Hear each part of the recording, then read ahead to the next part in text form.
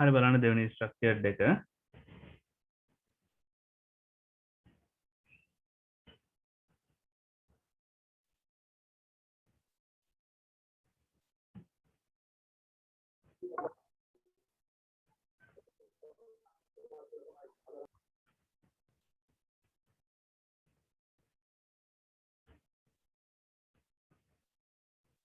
මේක අපිට දැන් කියනවා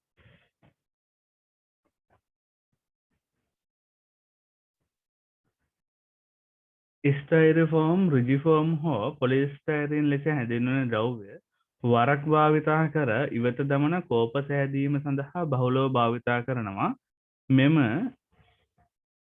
මෙම ද්‍රව්‍යයේ තාප සන්නායකතාව සම්බවල එමාගේමෙන් 0.0.0.01 කියලා කියනවා. يعني ඉතා කුඩා අගයක්. ඊටත් වඩා අඩුයිලු. විශිෂ්ට තාප ධාරිතාව තඹවල මෙන් 4 ගුණයක් පමණ වෙනවලු. හරිද? මේගොල්ලන්ගේ විශිෂ්ට තාප ධාරිතාව තඹ වගේ 4 ගුණයක් කියලා කියනවා. තාපය පිළිබඳ පරීක්ෂණවලදී තඹ කැලරිමීටර වෙනුවට ස්ටයිරිෆෝම් කෝප්ප භාවිතා කිරීමේ යෝග්‍යතාවය අන්වේෂණය කිරීම සඳහා ශිෂ්‍යයෙක් මිශ්‍රණ ක්‍රමය භාවිතා කර යකඩ බෝල ආකාරයේ ඇති යකඩවල විශිෂ්ට තාප ධාරිතාව සෙවීමේ පරීක්ෂණය තෝරාගෙන එම පරීක්ෂණය සිදු කිරීම සඳහා පරීක්ෂණාත්මක ඇටෝම් දෙකක් සැකසුවා කියලා කියනවා. ඉන් එකක් සඳහා කැලරිමීටරයක්ද අනෙක සඳහා ස්ටයිරිෆෝම් කෝප්පයක්ද පාවිච්චි කරාලු. හරිද? දැන් ඕගොල්ලන්ට පේනවා මේ කැලරිමීටරේ පාවිච්චි කරලා තියෙන්නේ පළවෙනි එකේ. එතන අපි දන්නවා කැලරිමීටරේ තාපහානිය අවම කරන්න වටේ තාප පරිවාරකයක් යොදන්න ඕනි. හැබැයි ස්ටයිරිෆෝම් කෝප්පේ පාවිච්චි කරලා තියෙද්දි එතන තාප පරිවාරකයක් යොදලා නැහැ. මොකද ස්ටයිරිෆෝම් වල තාප සන්නායකතාවය තඹවල තාප සන්නායකතාවය වගේ 0.01ටත් වඩා අඩුයි කියලා කියනවා. ඒ නිසා තාප සන්නායකතාවය ඉතා අඩු වගේක් නිසා මෙතන අපි තාප පරිවාරකයක් පාවිච්චි කරන්න ඕනේ නැහැ. මොකද ස්ටයිරිෆෝම් කියන්නේ ඉතින් තාප පරිවාරකයක්. කෝපේ හදලා තියෙන තාප පරිවාරකයක් නිසා. ඒක නිසා මතක තියාගන්න පළවෙනි එකට වඩා බැරි වෙලා දෙවෙනි එක හොඳයි කියලා ආවොත් එතන ලොකු වාසියක් තියෙනවා. හරිද? දෙවෙනි පැත්ත හොඳයි කියලා ආවොත් එතන හොඳ වාසියක් තියෙනවා. ඒ වාසිය තමයි අපිට තාප පරිවාරකයක් පාවිච්චි කරන්න අවශ්‍ය වෙන්නේ නැති වෙනවා. හරිද? පරිවර්ණය කිරීමේ අවශ්‍යතාවයක් නැති වෙනවා බැරි වෙලාවත් දෙවෙනිය හොඳයි කියලා ආවොත්. අපි තාම දන්නේ නැහැ කවුද හොඳ කවුද නරක කියලා. හරිද? කවුද හොඳ කවුද නරක කියලා අපි තාම දන්නේ නැහැ. ඊළඟට අපි ගියොත්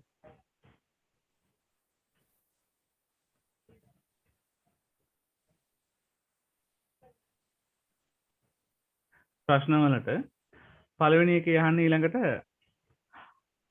අවශ්‍ය ආරම්භක උෂ්ණත්ව සහ ස්කන්ධ මිනුම් ලබා ගැනීමෙන් පසුව ඔහු සෙල්සියස් 100 දක්වා රත් කරන ලද යකඩ බෝල කැලරිමීටරේ සහ ස්ටයිරිෆෝම් කෝප්පේ අඩංගු ජලයට එකතු කරාලු. ස්කන්ධ එකතු කර අවශ්‍ය උෂ්ණත්ව සහ ස්කන්ධ මිනුම් ලබා ගත්තලු. ඔහු ලබාගත් පාඨාංක පහත රූපේ පෙන්වලා තියෙනවලු. මුලින්ම දෙනවා මන්තේ සමග හිස් වාජනීය ස්කන්ධය ග්‍රෑම් 10යි ග්‍රෑම් 100යි ග්‍රෑම් 100යි ග්‍රෑම් 10යි කියලා. ජලය සහ මන්තේ ස්කන්ධය ග්‍රෑම් 150යි ග්‍රෑම් 60යි. එහෙනම් මෙතන අපිට ඔය කතන්දරෙන් අරගන්න පුළුවන් පාවිච්චි කරලා තියෙන ජල ප්‍රමාණය ග්‍රෑම් 50ක් වගේ. අවස්ථා දෙකේම ජලය පාවිච්චි කරලා තියෙනවා ග්‍රෑම් 50. අවස්ථා දෙකේම ජලය පාවිච්චි කරලා තියෙනවා ග්‍රෑම් 50. මොකද මෙතන 100 ඉඳන් 150ටත් 50යි 60 ඉඳන් 10ටත් වැඩි වෙලා තියෙන ජලය ග්‍රෑම් 50යි. ග්‍රෑම් 50ක් ජලය පාවිච්චි කරලා තියෙනවා. ආරම්භ උෂ්ණත්ව දෙනවා. එකතු කිරීමෙන් පසු ලබා ගන්න අවසාන උපරිම උෂ්ණත්ව දෙක දෙනවා. පද්ධතිය අවසාන ස්කන්ධය දෙනවා. පද්ධතිය අවසාන ස්කන්ධය දෙනවයි කියන එකේ අපිට අරගන්න පුළුවන් මෙතනට දාලා තියෙන යකඩ බෝල ප්‍රමාණය. හරිද? එහෙනම් ඊළඟට අරගන්න පුළුවන් පාවිච්චි කරලා තියෙන යකඩ බෝලවල ස්කන්ධය. යකඩ බෝලවල ස්කන්ධය. දැන් යකඩ බෝල දාන්න කලින් ස්කන්ධේ පළවෙනියගේ ග්‍රෑම් 150යි යකඩ බෝල දාන්න කලින් ග්‍රෑම් 150යි දැම්මට පස්සේ 300යි. එහෙනම් අපිට අරගන්න පුළුවන් යකඩ බෝල වල ස්කන්ධ ග්‍රෑම් යකඩ බෝල වල ස්කන්ධ ග්‍රෑම් 150 නම් 300ට 150යි කියලා. ග්‍රෑම් 150යි. මෙතනත් එහෙම නේද? යකඩ බෝල දාන්න කලින් 60යි ඊළඟට දැම්මට පස්සේ 210. එහෙනම් එතනටත් යකඩ බෝල දාලා තියෙන ග්‍රෑම් 150යි. හරිද? ග්‍රෑම් 150යි. ඊට පස්සේ අපි පළවෙනි කොටසට ගියොත් මන්තය සමග කැලරිමීරය අවශෝෂණය කළ තාප ප්‍රමාණය ගණනය කරන්නද. මන්තය සහිත කැලරිමීරය අවශෝෂණය කරපු තාප ප්‍රමාණය අහනවා. හරිද? මන්තයයි කැලරිමීරය අවශෝෂණය කරපු තාප ප්‍රමාණය අහනවා. හරි සරලයි.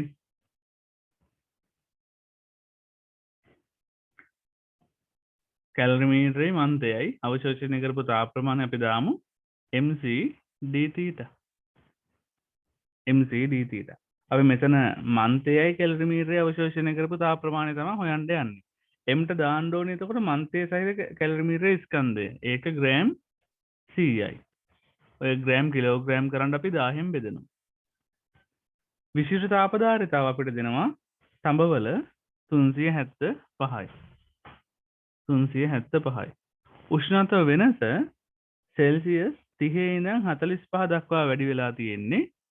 එහෙනම් උෂ්ණත්ව වෙනස 45 ඍණ 30යි. එහෙනම් මෙතනින් එනවා 0.1 වතාවක් 375 වතාවක් 15. සුළු කරාම කීය දෙන්නේ?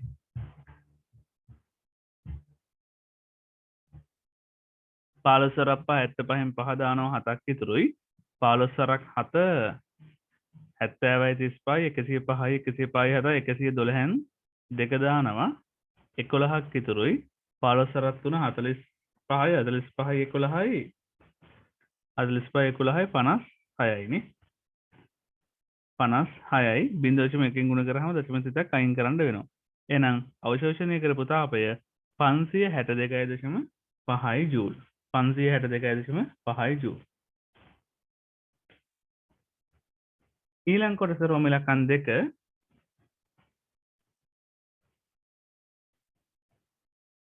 තඹ කැලරිමීරයේ භාවිතයෙන් ලබාගත් දත්ත භාවිතා කර යකඩවල විශිෂ්ටතාවධාරිතාව 450 බව පෙන්වන්නලු. කැලරිමීටරයෙන් ලබාගත් දත්ත පාවිච්චි කරලා යකඩවල විශිෂ්ටතාවධාරිතාව 450 බව පෙන්වන්නලු. මේ බලන්න. මෙතන දැන් මෙහෙමනේ. කැලරිමීටරයේ ඉන්නවා. කැලරිමීටරයට ජලය දාලා තියෙනවා.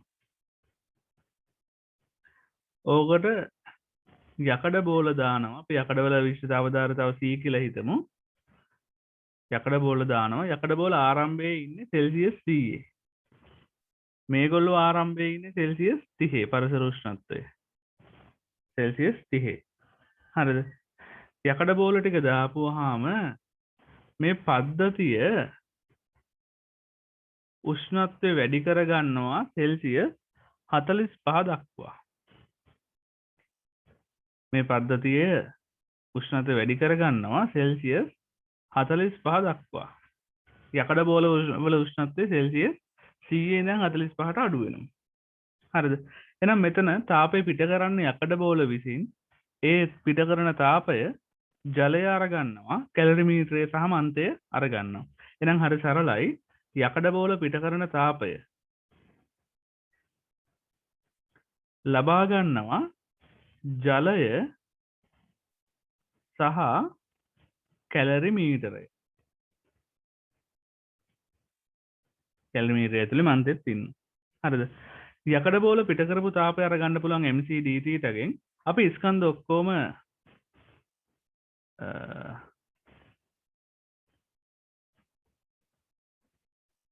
ග්‍රෑම් වලින් දාලා ඊට පස්සේ කිලෝග්‍රෑම් කරමු. යකඩ බෝල වල ස්කන්ධ ග්‍රෑම් අපි අරගත්තේ 150යි කියලා නේ. මෙයා 150යි ග්‍රෑම්. එහෙනම් m ට දාන්න පුළුවන් 150 ඕක ග්‍රෑම් කිලෝග්‍රෑම් කරන්න 1000න් බෙදන්න ඕනි. වතාවක් c උෂ්ණත්ව වෙනස 100 ඉඳන් 45ට 100 ඍණ 45. ඕක සමානයි ජලයේ විශිෂ්ටතාව ධාරිතය ජලයේ ලබාගත් තාපය MCD තීට එම්ට දාන්න වෙන ජලයේ ස්කන්ධය අපි අරගත්තේ ග්‍රෑම් 50යි කියලානේ ග්‍රෑම් 50යි ජලයේ ග්‍රෑම් 50 යෝග බෙදන්න ඕනි 1000න් ජලයේ විශිෂ්ටතාව ධාරිතාව 4200යි ජලයේ උෂ්ණත්ව වෙනස 30 ඉඳන් 45ට සෙල්සියස් 15යි 45 රින 30 කැලරිමීටරේ ලබාගත් තාප ප්‍රමාණය අපි උඩ හොයලා තියෙන කෙලින්ම එහෙනම් ඒක පාවිච්චි කරන්න පුළුවන් 562.5යි උඩ කැලරිමීටරේ ලබාගත් තාප ප්‍රමාණය හොයලා තියෙන්නේ එහෙනම් මෙතන සුළු කරද්දී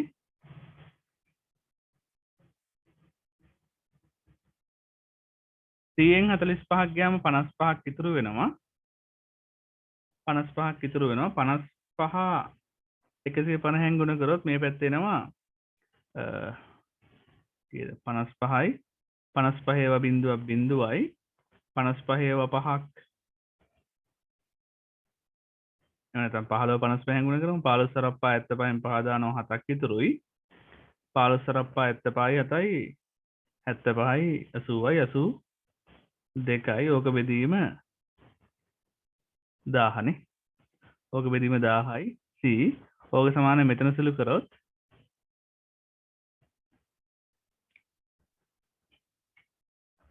බිඳුවට බිඳුව කැපෙනවා මේ බිඳුවට මේ බිඳුවත් කැපෙනවා එතන මෙතනින් එනවා 42 වතාවක් 5 මෙතන 15යිනේ එතකොට කීයද දෙන්නේ 15 සරක් 42 15 සරක් 2 30න් බිඳුව දාන 3ක් ඉතුරුයි 15 සරක් 2 30න් බිඳුව දාන 3ක් ඉතුරුයි 15 සරක් 4 60යි 63යි 63යි ඕක පහෙන් ගුණ කරාම බිඳුවයි 15න් 5 දාන එකක් ඉතුරුයි 30යි ධන 562.5යි 562.5යි මෙතන අපිට බිඳුවකුත් අයින් කරන්න පුළුවන් දශම ස්ථාන දෙකකුත් පෙන්වුව හැකි එහෙනම් 100 අරගන්න පුළුවන් 100 අරගන්න පුළුවන්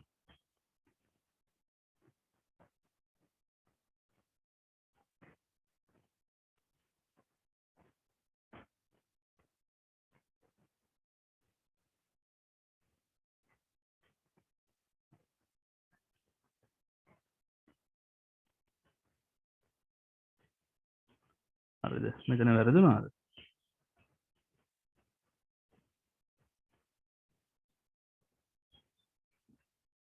100 අරගන්න පුළුවන් දශම 5යි 2යි බිඳුවයි 2යි 5යි 6යි 11න් එක දාන එකක් ඉතුරුයි 6යි 3612.5 බෙදීම 825යි ආවක 100න් බෙදලා තියෙන්නේ එතකොට 8.25යි හරිනේ 450ක් වගේ එනව නේද ඔන්න ඕක 450ක් විතර එනවා ඉතින් 450ක් විතර එන හින්දා වෙන්නේ යට 450යි කියලාම ගන්න තියෙන්නේ ඒක සුළු කරලා බලන්න මට කම්මැලි ඔක 450ක් විතර එනවා ඉතින් හරිද ඊට පස්සේ ඒක 450යි කියලා පෙන්වන්න තියෙන්නේ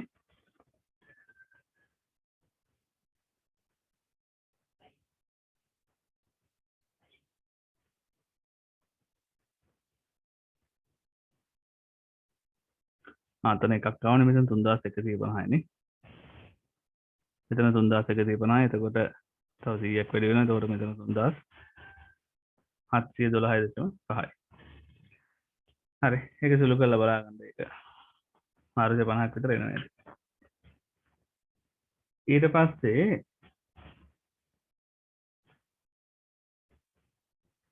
යකඩවල විශිෂ්ටතාවධාරිතාව 450 ලෙසගෙන ස්ටයිරිෆෝම් කෝපය මගින් අවශෝෂණය කරපු තාප ප්‍රමාණය ගණනය කරන්නයි කියලා කියනවා.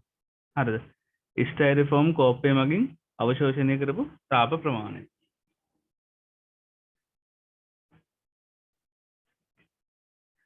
මේකෙත් ඒ වැඩේමනේ කරන්න තියෙන්නේ.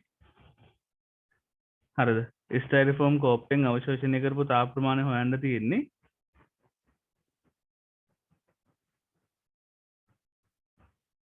මේකෙත් අර වැඩේමනේ කරන්න තියෙන්නේ. B කොටසේ ජලය යකඩ වලින් පිට කරපු තාපය සමාන වෙන්නේ ජලය ලබාගත් තාපයට සහ කෝප්පෙන් ලබාගත් තාපයට. කෝප්පේ ලබාගත් තාපයට.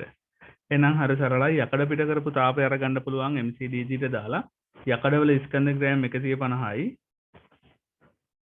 කිලෝග්‍රෑම් කරන්න 1000න් බෙදන්න ඕනි. විශිෂ්ට අවධාරතාව අපි කලින් හොයාගත්ත 450යි. උෂ්ණත්ව වෙනස දැන් ස්ටයිරිෆෝම් කෝප්පේදී මතක තියාගන්න සෙල්සියස් 30 තියෙන යකඩ පද්ධතිය අවසානයේ නතර වෙන්නේ සෙල්සියස් 47. එහෙනම් උෂ්ණත්ව වෙනස දාන්න ඕනි 100 47. ඒක 47 නතර වෙන්නේ. දැන් ඔය එකක 45න් නතර වෙනවා අනිත් එකේ 47න් නතර වෙනවා කියලා අපිට දීලා තියෙන්නෙම පොඩ්ඩක් අපිව පටලවන්න. හරිද? මොකද මෙතනටත් කලබලයට 45 දැම්මොත් වෙන්නේ වැරදි උත්තරය. ඊට පස්සේ ජලය අවශෝෂණය කරපු තාපෙත් MCD තියලා ජලයේ ස්කන්ධ ග්‍රෑම් 50යි කිලෝග්‍රෑම් කරන්න 1000න් බෙදන්න ඕනි. විශිෂ්ට තාපධාරතාව 4200යි. උෂ්ණත්ව වෙනස 30 ඉඳන් 47ට. 30 47 ඍණ 30යි. ඕක දන කෝප්පෙන් අරගත්ත තාපය. හරිද? කෝප්පෙන් අරගත්ත තාපය. මම මේ සෙට් එක වම් පැත්තට දාන්නම්. මට එතකොට එනවා කෝප්පෙන් අරගත්ත තාපය සමානයි පොදු සාධකත් එළියට ගමු මෙහෙමම. මොනවද පොදු සාධක? බෙදීම 1000ක් තියෙනවා. ඊට පස්සේ මෙතන 50 150යි 50යි තියෙනවා. එතනින් 50කුත් එළියට ගත්ත හැකි. 50කුත් එළියට ගත්ත හැකි. ඊළඟට උෂ්ණත්වය 100 නම් 47ක් අඩු කරාම 100න් 47ක් අඩු කරාම 53යි. ඒ 53ත් එළියට ගන්න පුළුවන්. ඒක එළියට ගත්තාම ඇතුළු ඉතුරු වෙනවා මෙතන 150න් 50යි ගියේ 3ක් ඉතුරු වෙනවා. 3 වරක් 450 බිඳුවයි 5 වරක් 3 15න් 5 දාන එකක් ඉතුරුයි 12යි 1යි 13යි. ඕකෙන් අඩු කරන්න ඕනි මෙතන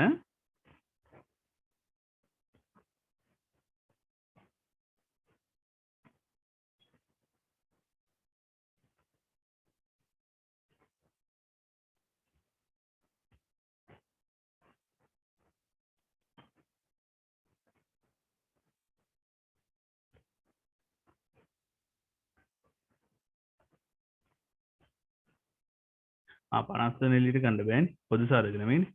මේක වතාවක් 53 ඕකෙන් අඩු කරන්න ඕනි මෙතන 4200 වතාවක් මෙතන උෂ්ණත්ව වෙනස 17යි.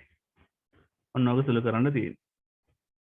50 වරක් 1යි 50 වරක් 2ට 20යි. මෙතන කීය දෙන්නේ? 53 වරක් 3150 බිඳුවයි 53ම 5ක් 250යි 15යි 265න් 5 දානවා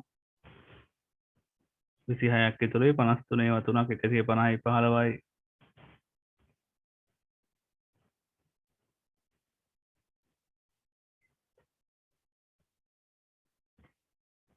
159 159 159යි 26යි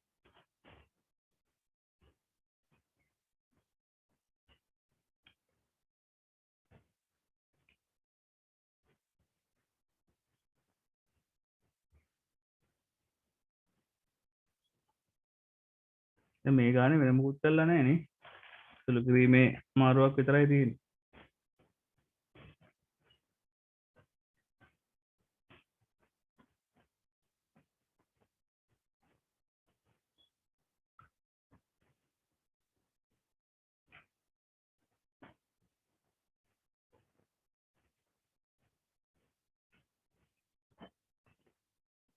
එතන 71550ක් එන්නේ නේ.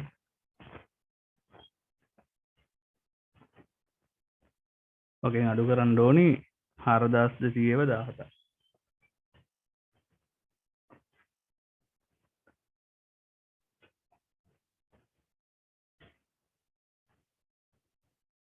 71,400 බෙදන්න තියෙන්නේ 20න්. සුළු කරාම කීයද? 150 බෙදීම 20 ඒ කියන්නේ 7.5යි ජූල්. හරිද? 7.5යි ජූල්.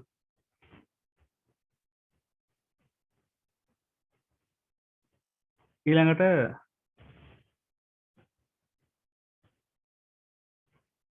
සීකට යහනවා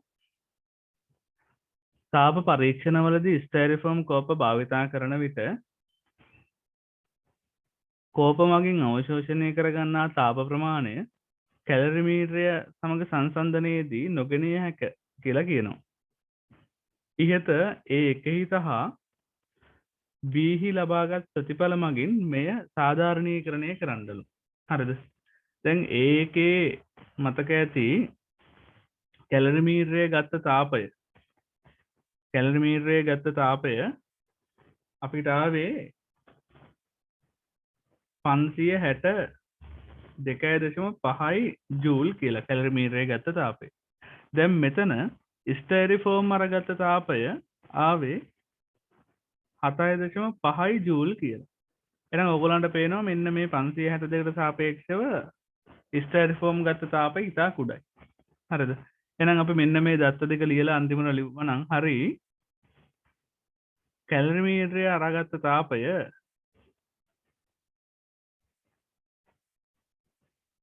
සාපේක්ෂව ස්ටයිරිෆෝම් කෝපය ගත්ත තාපය ඉතා කුඩායි කියලා ලිව්වනම් හරි. මෙන්න මේක අනිවාර්යෙන් තියෙන්න ඕනේ. 562ට සාපේක්ෂව එක්ක සංකේතයෙන් නැත්නම් වචනෙන් ලියලා තියෙන්න ඕනේ. 562ක් කැලරිමීටරය මගින් 562.5ක තාපයක් ලබා ගත්තා. නමුත් ස්ටයිරිෆෝම් කෝපය මගින් ගත්තේ ජූල් 7.5ක තාපයක් පමණයි. 562ට සාපේක්ෂව ජූල් 7.5 ඉතා කුඩා බැවින් ස්ටයිරිෆෝම් කෝපය ගත්ත තාප ප්‍රමාණය නොසලකා හැරින්න පුළුවන් කියලා ලියලා තියෙන්න ඕන. හරිද? ඒතකොට එතන උත්තරේ වෙන්න ඕනේ අපිට රූල් කීපයක් දෙන නිසා රූල් 3ක් විතර දෙන නිසා උත්තරේ ලියා ගන්න වෙන්නේ මෙහෙම. කැලරිමීටරය ලබාගත් තාප ප්‍රමාණය ජූල් 562.5යි. ස්ටයිරිෆෝම් කෝපය ලබාගත් තාප ප්‍රමාණය ජූල් 7.5යි. 562.5ට සාපේක්ෂව 7.5 ඉතා කුඩායි. එම නිසා කැලරිමීටරයට සාපේක්ෂව ස්ටයිරිෆෝම් කෝපය ලබාගත් තාප ප්‍රමාණය නොසලකා හැරිය හැකියි. එම නිසා කැලරිමීටරයට සාපේක්ෂව ස්ටයිරිෆෝම් කෝපය ලබාගත් තාප ප්‍රමාණය නොසලකා හැරිය හැකියි. හරිද? අර දත්ත දෙක ලියලම තියෙන්න ඕනේ. ඒකයි සාධාරණීකරණය කරන්නයි කියලා තියෙන්නේ. ඊළඟට D කොටස යනවා. මෙම පරීක්ෂණයේදී තඹ කැලරිමීටරයක් වෙනුවට ස්ටයිරිෆෝම් කෝපයක් භාවිතා කිරීමේ ප්‍රායෝගික වාසියක් සඳහන් කරන්නලු. ඒක අපි අර මුලදී කිව්වා. කියන්නේ මේකේ ස්ටයිරිෆෝම් කෝප්පේ හොඳයි කියලා ආවොත් හරිද? ස්ටයිරිෆෝම් කෝප්පේ හොඳයි කියලා ආවොත් එතන ලොකු වාසියක් තියෙනවා. වාසිය තමා අපිට යාව අමුතුවෙන් තාප පරිවර්ණය කරන්න අවශ්‍ය වෙන්නේ නැහැ. දැන් මෙතන හරිනේ. මෙතන ස්ටයිරිෆෝම් තාපය අරගන්නේ නැත්නම් එයාගෙන් තාප හානි වෙන්නේ කොහොමද? දැන් තාප හානි වෙනවා නම් හානි වෙන්න ඕනේ ස්ටයිරිෆෝම් කෝප්පෙන්නේ. ඒ කෝප්පෙන් තාපය හානි වෙන්නේ එයා තාපය ගත්තොත්නේ. එයා ගන්නේ නැතුව හානි කරන්න බෑනේ යාට. හරිද? එයා තාපය අරගත්තොත් තමයි හානියක් සිද්ධ වෙන්නේ. හැබැයි මෙයාගේ තාපය අරගන්නේ නැහැනේ එයාවත්. ඒතර එයා තාපය අරගන්නේ නැති නිසා අපිට මෙතන ස්ටයිරිෆෝම් කෝප්පේ සුදුසුයි කියන තැනක ඉන්න පුළුවන්. මොකද ස්ටයිරිෆෝම් විසින් තාපය අරගන්නේ නැති නිසා. එහෙනම් එයා තාපය අරගන්නේ නැහැ. ඒ මදර අපි හොඳටම දන්නවා මේක හොඳ තාප පරිවාරකයක්. ඒක නිසා අපිට අමුතුවෙන් තාප පරිවර්ණය කරන්න අවශ්‍ය වෙන්නේ නැහැ. හරිද? ප්‍රායෝගික වාසියක් තමයි ස්ටයිරිෆෝම් කෝප්පය සමග කෝප්පයක් භාවිතා කිරීමේදී එයාව තාප පරිවර්ණය කරන්න අවශ්‍ය වෙන්නේ නැහැ. හරිද? එහෙනම් ඒක තමයි ප්‍රායෝගික වාසිය. ලියා ගන්න එහෙම නැත්නම් තාප හානි වීම අවමයි කියලා ලිව්වත් ගැටලුවක් නැහැ. ලියාගන්න මෙහෙම ස්ටයිරිෆෝම් කෝප්පයක් භාවිතා කිරීමේදී ස්ටයිරිෆෝම් කෝප්පයක් භාවිතා කිරීමේදී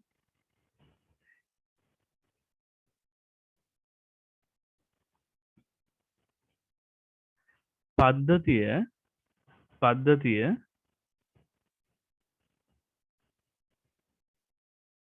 වෙනම තාප පරිවරණය කළ යුතු නොවේ.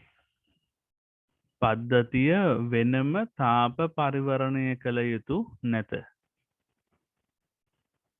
පද්ධතිය වෙනම තාප පරිවරණය කළ යුතු නැත.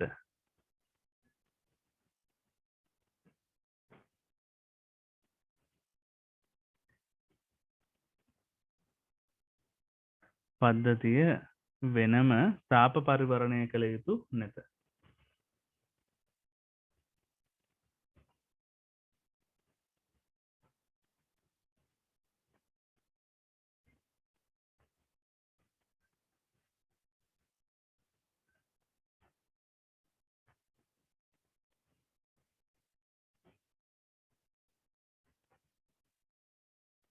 හරිද?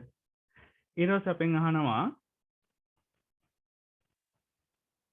නිව්ටන්ගේ සිසිලන නියමය සත්‍යාපනය කිරීමේදී කැලරිමීටරයක් වෙනුවට ස්ටයිරිෆෝම් කෝප්පයක් භාවිතා කළ නොහැක.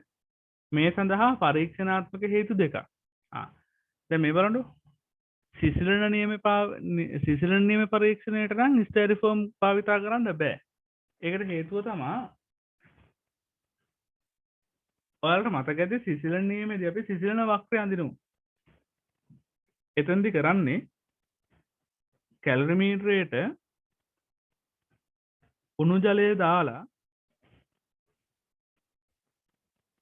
කැලරිමීටරයට උණු ජලය දාලා ඒක හොඳට මන්තනය කරන ගමන් ඒකට මේකේ මන්තයක් අර එහෙම තියෙනවා.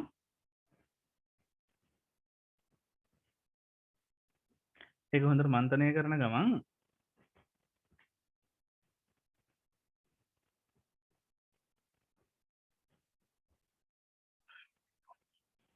කැලරිමීටරයට උණු ජලය දාලා ඒක හොඳට මන්තනය කරන ගමන් මෙයාගේ උෂ්ණත්වය කාලයත් එක්ක මනිනවා. උෂ්ණත්වය මනිනවා කාලයත් එක්ක ඊට පස්සේ අපි උෂ්ණත්ව කාල ප්‍රස්ථාරයක් අරගන්නවා. ඒතර මෙතන තාපය හානි වෙන්න එපා. සිසිලන නියමයේදී තාප හානි වෙන්න ඕනි කැලරිමීටරේ. එතකොට අපි ස්ටෙරිෆෝම් කෝප්පයක් දැම්මොත් මොකද වෙන්නේ? තාප හානි වීමක් සිද්ධ වෙන්නේ නැහැ. තාප හානි වීමක් සිද්ධ වෙන්නේ නැහැ. එහෙනම් මේ පරීක්ෂණය කරන්න බෑ. හරිද? පරීක්ෂණය කරන්න බෑ. එතකොට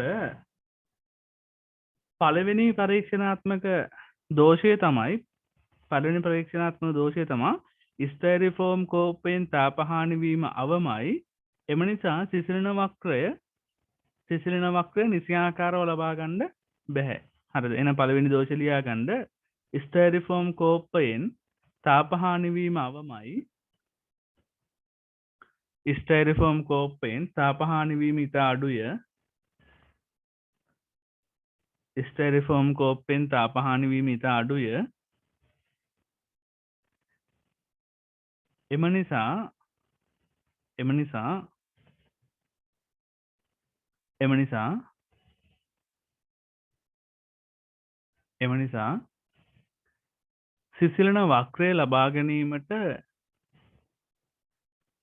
සිසිලන වක්‍රය ලබා ගැනීමට අධික කාලයක් ගත වේ.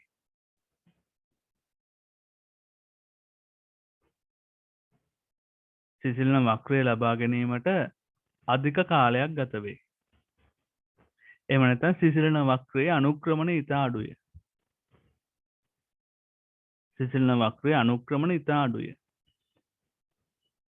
දැන් මේකේ හරිනම් තාප හානි වෙන්නයි ඕනේ. හරිද? ඒක තමයි පළවෙනි දෝෂය. දෙවෙනි ගැටලුව තමයි මේක. අපි ඇත්තටම මනින්න ඕනි පෘෂ්ඨයේ උෂ්ණත්වනේ. දැන් තීටා කියලා අපි මනින්න ඕනි පෘෂ්ඨයේ උෂ්ණත්වය.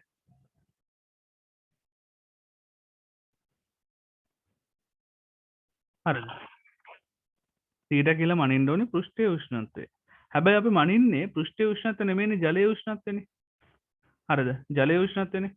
දැන් මේ පාවිච්චි කරලා තියෙන දැන් කැලරි මේ උෂ්ණත්වමානයෙන් අරගන්නේ මේ ඇතුලේ උෂ්ණත්වය. හැබැයි අපි මනින්න ඕනි මේ එළියේ උෂ්ණත්වය. හරිද? එළියේ උෂ්ණත්වය. මම ඒක තීර කියලා හිතන්න. අපි මනින්නේ ඇතුලේ උෂ්ණත්වය. එතකොට මේ එළියේ උෂ්ණත්වය ඇතුලේ උෂ්ණත්වයට ආසන්න වශයෙන් සමාන වෙන්න නම් මේ පාවිච්චි කරලා තියෙන කෝපය හොඳ තාප සන්නායකයක් වෙන්න ඕනි. හරිද? මේක හොඳ තාප සන්නායකයක් වෙන්න ඕන. එතකොට තමයි එළියේ උෂ්ණත්වය ඇතුලේ උෂ්ණත්වය සමාන වෙන්නේ. හැබැයි මෙතන ගැටලුව මොකද්ද? මෙතන ගැටලුව තමා අපි ස්ටයිරිෆෝම් කෝපයක් පාවිච්චි කළොත්. ස්ටයිරිෆෝම් කෝපයක් පාවිච්චි කරොත් එයා හොඳ තාප සන්නායකයක් නෙවෙයි. ඒක නිසා ජලයේ උෂ්ණත්වය පිටත පෘෂ්ඨයේ උෂ්ණත්වයට සමාන වෙන්නේ නැහැ. මතක තියාගන්න සිසිලන නියමයේ සිසිලන වක්‍රය අඳිද්දී අපි මනින්න ඕනි පිටත උෂ්ණත්වය. පිටත පෘෂ්ඨයේ උෂ්ණත්වය. ඒ පිටත පෘෂ්ඨයේ උෂ්ණත්වය මනින්නේ නැහැ. අපි මනින්න බෑ අපිට. පිටත පෘෂ්ඨයේ උෂ්ණත්වය මනින්න බැරි නිසා අපි කරන්නේ ඇතුලේ තියෙන ජලයේ උෂ්ණත්වය මනින එක. එතෙන්දී අපි කතා කරනවා මේ දෙන්න හොඳ තාප සන්නායකයක් නිසා මේ භාජනයේ හොඳ තාප සන්නායකයක් නිසා අභ්‍යන්තර ජලයේ උෂ්ණත්වයේ බාහිර පෘෂ්ඨයේ උෂ්ණත්වයේ සමානයි කියලා. හැබැයි ඒක වෙන්නේ මේක හොඳ තාප සන්නායකයක් නම් විතරයි. නමුත් මෙයා හොඳ තාප සන්නායකයක් නෙමෙයි නම් එහෙම වැඩක් වෙන්නේ නැහැ. ඒ දෙන්නගේ උෂ්ණත්ව දෙකක් වෙන්නේ. ඇතුළේ සෙල්සියස් 60 70 වෙන්නේ නැති බාහිර තාම සෙල්සියස් 30 35 ඉඳි. ඒ වගේ ගැටලුවක් තියෙනවා. එහෙනම් ස්ටයිරිෆෝම් පාවිච්චි කරොත් මතුවෙන ඊළඟ ගැටලුව තමයි එයා හොඳ තාපසන්නායකයක් නෙවෙයි නිසා නොවන නිසා බාහිර පෘෂ්ඨයේ උෂ්ණත්වය අභ්‍යන්තරයේ තියෙන ජලයේ උෂ්ණත්වයට සමාන වෙන්නේ නැහැ. එහෙනම් ඒක තමයි දෙවෙනි දෝෂය. ලියාගන්න දෙවෙනි එකට ස්ටයිරිෆෝම් හොඳ තාපසන්නායකයක් නොවන නිසා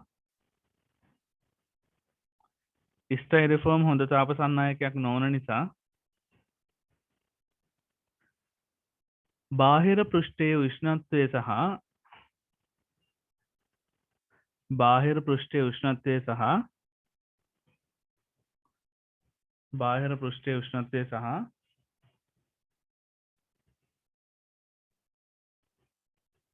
ජලයේ උෂ්ණත්වය සමාන නොවේ.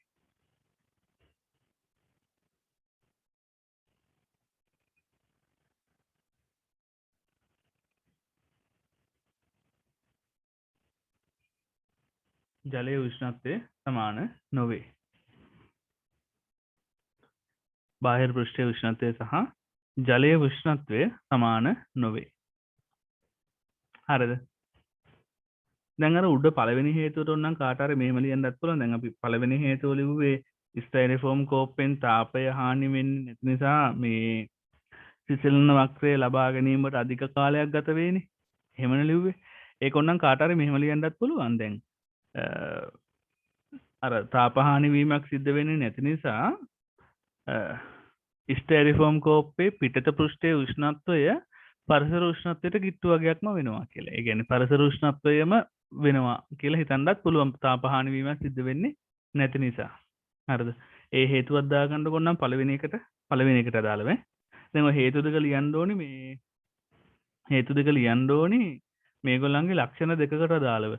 පළවෙනි හේතුව අපි ලියන්නේ තාපහානි වෙන්නේ මේ නැති නිසා මේ අර සිසිලන වක්‍රය අඳිද්දි මතුවෙන ගැටලුව. දෙවෙනි හේතුව අපි ලියන්න ඕනේ මේ පෘෂ්ඨවල උෂ්ණත්වය සමාන වෙන්නේ නැති හේතුව. හරිද? ඒතර පළවෙනි එකට අදාළව ඔන්න ලියන්න පුළුවන් මේ තාපහානියක් සිද්ධ වෙන්නේ නැති නිසා තාපහානි ඉත අඩු නිසා පරිසර පිටත පෘෂ්ඨයේ උෂ්ණත්වය පරිසර උෂ්ණත්වයම වෙනවයි කියලා. පිටත පෘෂ්ඨයේ උෂ්ණත්වය පරිසර උෂ්ණත්වයම වෙනවයි කියලා පළවෙනි එකට ලියන්නත් පුළුවන්. දෙවෙනි එකට ලියන්න වෙන්නේ ජලයේ උෂ්ණත්වය පිටත පෘෂ්ඨයේ උෂ්ණත්වයට සමාන වෙන්නේ නැහැ කියලා. ඒකට හේතුව මෙයා තාප පරිවාරකයක් වීම.